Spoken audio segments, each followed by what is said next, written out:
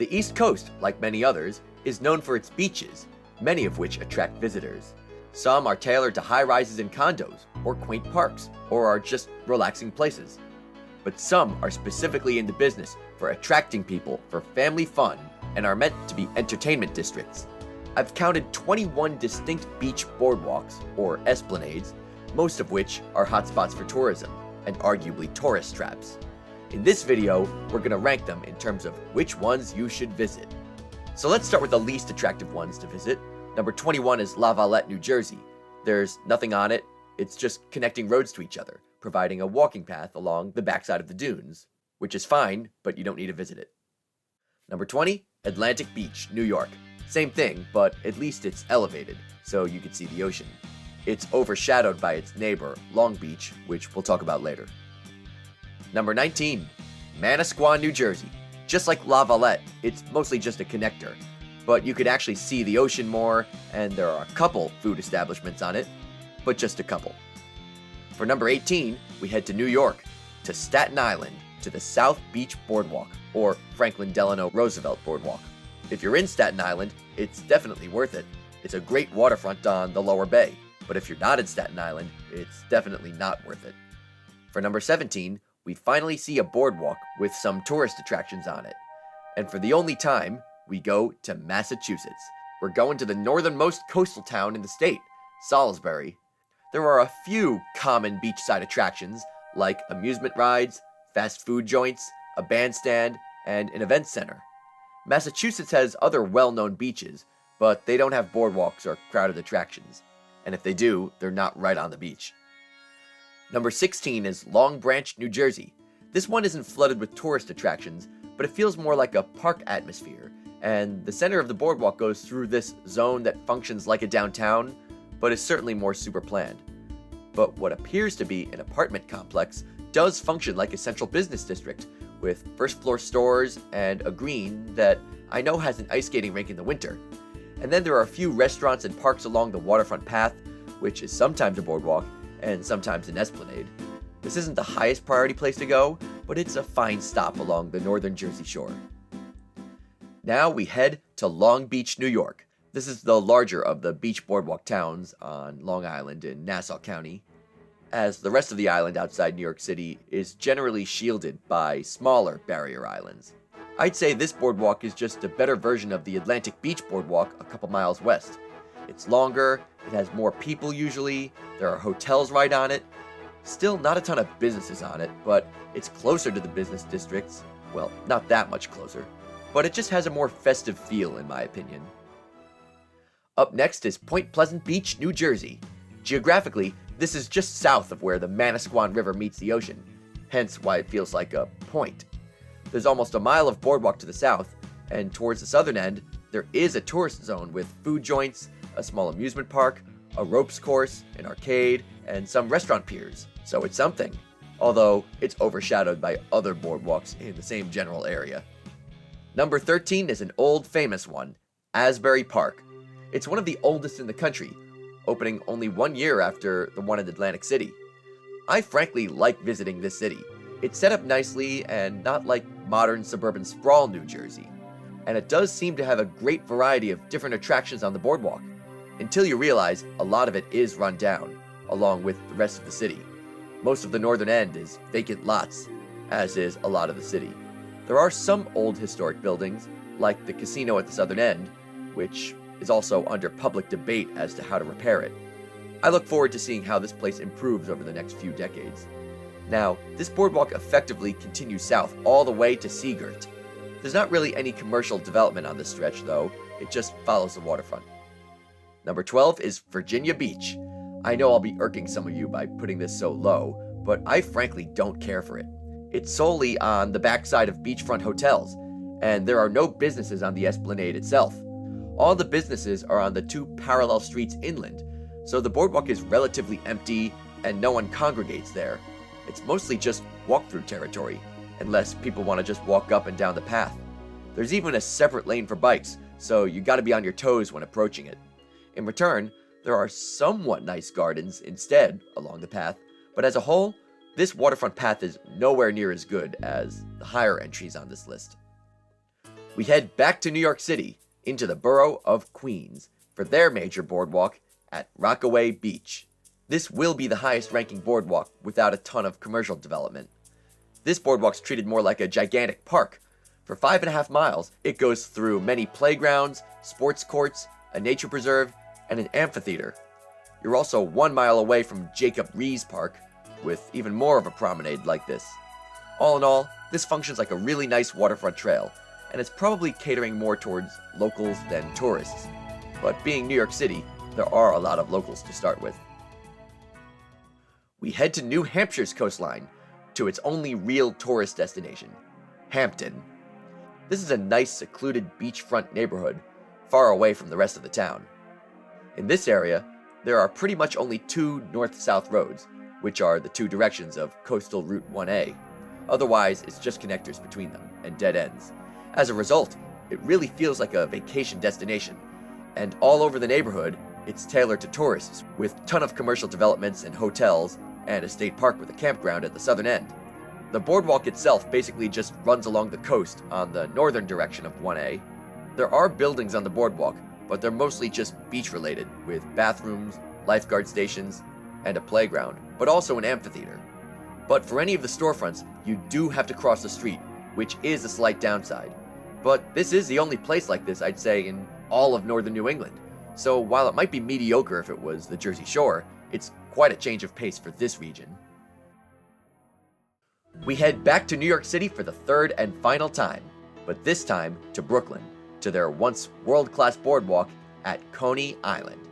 The Riegelman Boardwalk is nearly 3 miles long, and is known, or at least used to be known for, its large array of amusement parks, piers, and tourist attractions. As you might have guessed, only a portion of that remains, and frankly, a lot of the boardwalk feels similar to the Rockaway Beach Boardwalk, except for the couple of amusement parks that remain in the middle, as well as the aquarium, the minor league baseball stadium, and a few other things. I think it's worth visiting this relic of New York City history, if you haven't been there yet. Now we head to the party town of Seaside Heights, New Jersey. Now, compared to La Valette, Point Pleasant Beach, Manasquan, or Long Branch, this is where we really start to go south, further away from the dense residential developments of Monmouth and Northern Ocean counties. We are right near some of the super developed townships of Toms River and Lakewood, but here, there's the large Barnegat Bay separating Seaside Heights from it all. It feels like it's on a barrier island, but it's technically on the Barnegat Peninsula. But yeah, it makes it feel solely like vacation land. And now, our boardwalk is looking like nearly a mile packed with commercial storefronts, a large amusement park pier, an arcade zone and water park to the south, and hotels up and down the boardwalk. There's not really an awesome main street in town, and the main drag just has lots of extra parking spaces, so that's pretty much it. It's a nice boardwalk to visit, not the best one, but probably the first major one heading south down the shore. Sea Isle City definitely has a different vibe altogether. Compared to Seaside Heights, it is far less of a party atmosphere.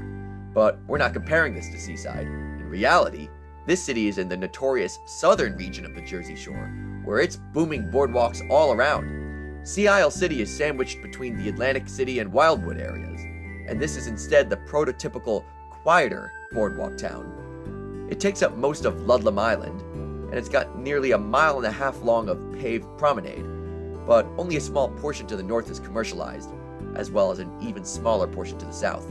In the center, by John F. Kennedy Boulevard, it looks more like a glorified waterfront park, and it's not booming with many tourist attractions, and that's clearly what they're going for, to be a little different, I guess. Now we head to something very similar, but in Delaware. Bethany Beach is known as the slightly quieter boardwalk town in Delaware, being almost exactly between, 12 miles away in both directions, from Rehoboth Beach and Ocean City, Maryland's boardwalks. This boardwalk itself is less than a half-mile long, but is clearly the center of attention while not being too crazy. There are commercial shops near the center at the large plaza and bandstand, but most of the storefronts are actually instead on the boulevard, Garfield Parkway. For the rest of the boardwalk, it's mostly hotels and tourist lodging, so generally the beach and boardwalk are more crowded during the summer. Even though there's been a lot of sprawl inland, a common theme with Delaware, this beach town feels quite remote for the area. We're at the top 5, and these can get pretty hard to rank, but let's go for it. Number 5 is Ocean City, New Jersey. I made a whole video about this city, but the boardwalk itself is about 2.5 miles long, with the heavy commercial parts taking up 1 mile of it. It is practically all the boardwalk amenities you could think of, with 3 amusement parks, 2 piers, lots of mini golf and arcades and stuff you name it. It's not the absolute craziest boardwalk, because like Sea Isle City to the south, it's sort of between the larger, crazier boardwalks to the north and south that we're still yet to talk about. And the rest of the city does merge into year-round residential developments, so it's known for being slightly quieter than the others. In fact, the well-known boardwalk to the south is number 4, Wildwood. This is certainly the most festive boardwalk in New Jersey, with the most tourist stuff per square foot, I'd say. This boardwalk is over 3 miles long, crossing into North Wildwood and south into Wildwood Crest, although the 1 1/3 miles in the city of Wildwood itself is the most crowded part. There are several large amusement park piers, a convention center, and nearly a mile of uninterrupted storefronts, with all kinds of things sprinkled between. Frankly, the whole boardwalk seems like a giant amusement park in and of itself. And this is all Barrier Island as well, and with a year-round population of less than 6,000, this city, and island as a whole, is clearly catered to tourists. I'd say it's the family fun capital of southern New Jersey, so if that's what you're looking for, this is the place for you. For number 3, we head to the classic beach town in Delaware, Rehoboth Beach. This place is not quite as hectic as Wildwood, but it's the undisputed beach boardwalk capital of Delaware. The boardwalk is 1 mile long, between the 2 small lakes, and it pretty much encompasses a nice triangle within the city. So even though there is a ton of sprawl with this region, this city feels well contained, and you feel like you're in one town that's well connected. The southern half of the boardwalk is residential, but the middle, around Rehoboth Avenue, is quite packed, and unlike some of the other places on this list, Rehoboth has a packed boardwalk and a packed main boulevard. So there are tons of places for tourists to go, and there are indeed tons of tourists. The city itself is pretty cramped, but many people come from the suburbs by bus throughout the day and evening. Now, another nice thing is that most of these side streets here have worthwhile things and restaurants on them as well, so it's definitely more than one-dimensional. It's not all boardwalk and boulevard. Now, on the boardwalk, there are slightly fewer options, like there's only 1 semi-indoor amusement park and 1 or 2 mini-golf places, but this is one of my favorite boardwalks, and I never miss a bandstand performance when I'm there, and it's really packed at those times. Check it out for yourself. And now, we talked about the most crazy packed boardwalk in New Jersey with Wildwood. How about now for what feels like the most packed boardwalk on the entire East Coast, Ocean City, Maryland. This town is 9 miles long on the barrier peninsula known as Fenwick Island, and it's packed commercially all down the stretch. The boardwalk itself, though, is just at the southern end, but it's 2.25 miles long of just super packed everything. Hotels, storefronts, restaurants, arcades, amusement parks, mini-golf, museums, chain restaurants, and unique-looking buildings. I don't think I've seen a boardwalk as condensely packed for as long of a distance as this. So it can accommodate the desires of endless tourists, and that's what you get. I simply just enjoy people watching here, as it's a massive cast of characters. There's even a tram system that goes up and down the boardwalk. Usually the complaints I hear is that it's too crowded, which I think is a ridiculous complaint. I, for one, am not visiting a beach boardwalk town without expecting crowds. That's part of what you sign up for. And this place surely seems to deal with an amazing volume of tourists and tourist attractions that it blows my mind. Check it out, if you dare. Alright, so before we talk about the number 1 boardwalk to visit in the Northeast, let's list a couple of others that almost qualified for this list. And then, I'm going to add the boardwalks for the Southeast US and include them in the rankings here. I've been to all of them. And now, let's talk about the most interesting boardwalk to visit. It might not be the best place to spend a lengthy vacation, but it's certainly the most jaw-dropping boardwalk I've ever been to. And it's also the oldest one, effectively the prototype for all the others. I'm talking, of course, about Atlantic City, New Jersey. I bet some of you are laughing right now at this pick, because we all know how far Atlantic City has declined from its heyday. This was once the go-to vacation destination at its peak, and the boardwalk was perhaps the biggest part of it. Now, most people think about how run down the city is, and think about all the vacant lots and poverty and the towering casinos. Or they're just thinking about the streets from the game Monopoly. But let's be real, visitors to the city aren't visiting the worst parts. The boardwalk is sort of like the others, you could say, except everything is huge around it. It's like the Times Square of boardwalks, with giant screens, architecture, music playing all around, tall buildings, areas cordoned off for events, rolling chairs, and other transportation up and down the boardwalk. In another way, it probably makes more sense to compare this to the Vegas Strip, since that's clearly what they were going for with the casinos and entertainment. There are 3 large piers, one for an amusement park, one for an arcade, and one for a large shopping mall. Yeah, I guess they have that too on the boardwalk. There's large plazas, artwork, and a vast array of architecture, some of which is associated with the casinos. But there's just so much to see, it's unbelievable. Now, the boardwalk goes all the way up and down the beach, and it actually wraps around the inlet to the north end, although that part's not crowded. And the southern part extends all the way south through neighboring Ventnor City.